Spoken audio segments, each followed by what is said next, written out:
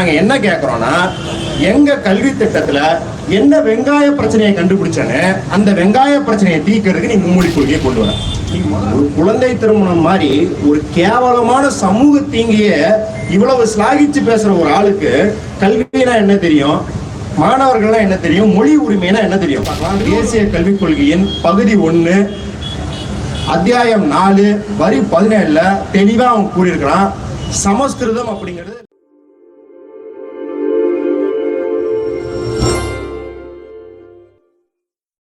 புரட்சியாளர்கள் பகத்சிங், ராஜ்குரு, சுகதேவ் அவர்களின் தியாக தினத்தன்று இப்படி ஒரு போராட்டத்தை ஒருங்கிணைத்த புரட்சிகர மாணவர் இளைஞர் முன்னணிக்கு முதல்ல நன்றிகள், செவ்வணக்கங்கள். ஏன்னா பகத்சிங் ஏகாதிபத்தியத்துக்கு எதிராக போராடினாரு அப்படின்னு நம்மளுக்கு தெரியும்.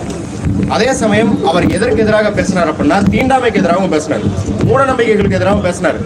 ஏன்னா ஆங்கிலேயர்கள் ஆட்சியை விட்டு போனாலும் இங்க தீண்டாமை நம்ம கடைபிடிச்சிட்டு இருந்தோம், மூட நம்பிக்கையில புறையோடி கடந்திருக்கு சமூகம் அப்படின்னா அது என்ன மாதிரியான விடுதலையா இருக்கும் அப்படின்னு கேள்வி எழுப்பினார் பகத்சிங்.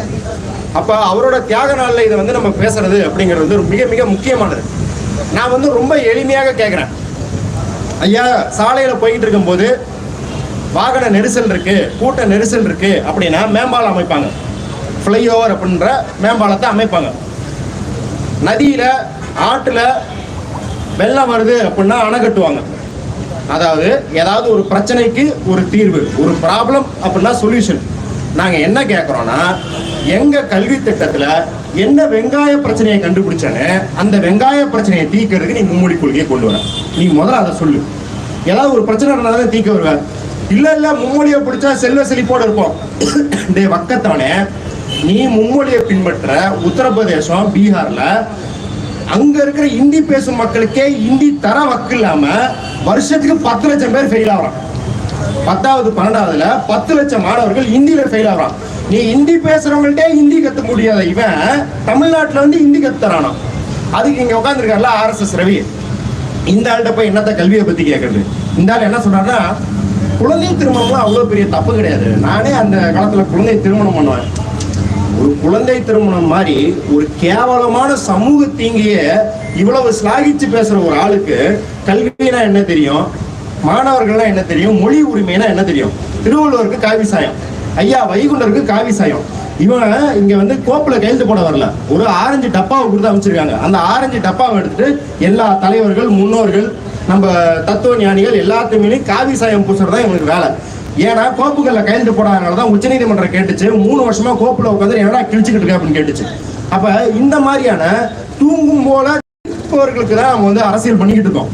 பாருங்க, அவன் என்ன சொல்றான்னா, இங்க இந்திய திணிக்க மாட்டோங்கிறான். ஆனா நீங்க எல்லாரும் போய் வீட்டுக்கு போய் எடுத்து படிச்சு பார்க்கலாம். தேசிய கல்விக் கொள்கையின் பகுதி 1 அத்தியாயம் 4 வரி 17 தெளிவா அவன் கூறியிருக்கிறான்.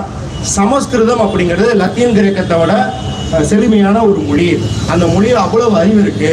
சமஸ்கிருத அறிவு கட்டமைப்பு, சான்ஸ்கிரிட் நாலேஜ் ஃப்ரேம்வொர்க், இதை மும்மொழியாகவும் மாணவர்களுக்கு அனைத்து கட்டத்திலும் வழங்குவோம். மொழியை தாண்டி அறிவியலாகவும் வழங்குவானுங்களாம் இந்த சான்ஸ்கிரிட். அப்படின்னா என்ன அர்த்தம்? கணிதம் அப்படின்னு படிச்சா வேத கணிதம், வேதிக் மேத்தமெட்டிக்ஸ் அப்படின்னு படிக்கணும். பொருளாதாரம் அப்படின்னு படிச்சா அர்த்த சாஸ்திரம் அப்படின்ற படிக்கணும். அவன் பொலிட்டிக்கல் சயின்ஸ், அதாவது அரசியல் அப்படின்றத படிச்சா அவன் மனுஸ்மிருதி அப்படின்றத படிக்கணும். மெய்யியல், பிலாசபி அப்படின்னு படிச்சா அவன் உபநிடங்களை படிக்கணும். அப்ப இந்த மாதிரியான சங்கித்தனமான குப்பைகளை நம்ம மாணவர்கள் மீது திணிக்க தான் இதையெல்லாம் கொண்டு வரான்.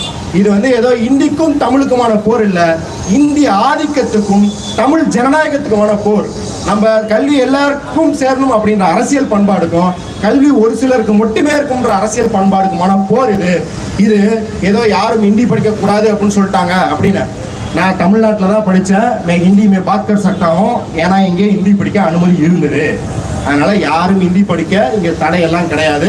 இவன் என்ன கேட்கறான்னா, பிரைவேட் ஸ்கூல்ல எல்லாரும் ஹிந்தி படிக்கிறாங்க, நீ ஹிந்தி படிக்க வேண்டாம். நான் கேட்கறேன், பிரைவேட் ஸ்கூல்ல ஸ்விம்மிங் கத்துறான், பிரைவேட் ஸ்கூல்ல குதிரை ஓட்ட சொல்லித்தரான், 10 லட்சம் குதிரையை வாங்கி அரசு பள்ளியில விடுறியா, இல்ல ஸ்விம்மிங் பூல் கட்டித்தியா? எனக்கு என்ன நோக்கம்னா, பிரைவேட் ஸ்கூல்ல நல்ல லேப் வச்சிருக்கான், அது அரசு கல்வி அரசு பள்ளிக்கூடத்துல வரணும். பிரைவேட் ஸ்கூல்ல நல்ல கம்ப்யூட்டர்கள் வச்சிருக்கான், அது அரசு பள்ளிக்கூடத்துக்கு வரணும். அதுதான் எனக்கு ப்ரையாரிட்டி, அதுதான் எனக்கு முன்மாதிரியா இருக்கும். அவன் ஹிந்தி கத்து தரானா இல்ல அவன் என்ன மாதிரி உணவு கொடுக்குறான் அப்படின்ற போடுறதுலாம் எனக்கு கவலை கிடையாது.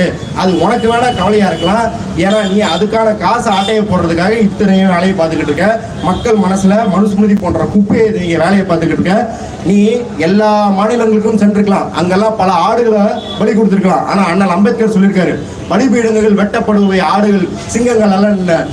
தமிழ் மக்கள் சிங்கங்கள். நீ இப்போதான் முதல் சிங்கத்தை சந்திச்சிருக்க. கண்டிப்பா பின்வாங்கலனா நீ பெரிய சேதாரத்தை சந்திப்ப. அதாவது சொல்லுவாங்க இல்லையா, பின்னங்கால் பிடரில போடுற அளவுக்கு தெரிச்சு ஓட வேண்டி இருக்கும். அதுக்குள்ளே இதெல்லாம் பின்வாங்கிட்டா உனக்கு நல்லது, மூக்கருந்து போக மாட்டேன் அப்படிங்கிற எச்சரிக்கையோட என் உரையை முடிச்சுக்கிறேன். நன்றி.